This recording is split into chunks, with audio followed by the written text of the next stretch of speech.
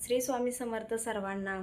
आज गुरुवार आहे, गुरुपुषामृत आहे, त्यामुळे मी आज पारायण चालू केलेलं आहे श्री स्वामी चरित्र सारामृत। त्यामुळे मी आज दत्त मंदिरात गेले होते दर्शन घेण्यासाठी।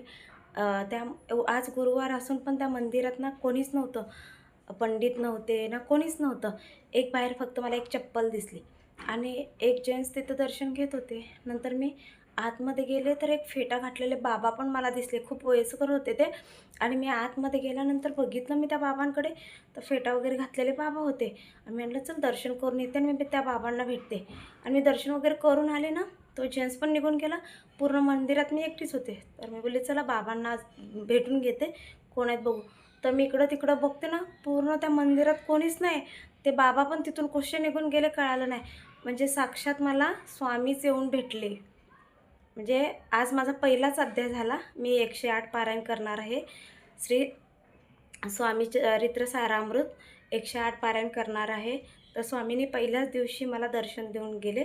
खरंच स्वामी आहेत, स्वामी खूप म्हणजे खूप आपल्याला सपोर्ट करतात। माझ्या तर पाठीशी स्वामी आहेत। माझे आई वडील दोन्ही पण नाही आहेत मला, मी आणि माझी बहीण आहे। पण मी स्वामी सेवेत लागल्यापासून ना मला म्हणजे असं खूप छान वाटतं की म्हणजे हां, आई वडील नाहीत त्याचं खूप दुःख तर आहेच, पण स्वामींमुळे असं वाटतं की नाही आपले आईबाप आहेत अजून जिवंत, की स्वामींपाशी येऊन आपण रडू शकतो, बोलू शकतो, सगळं काय आपण करू शकतो। खरंच स्वामी आईबाप आहेत आपले।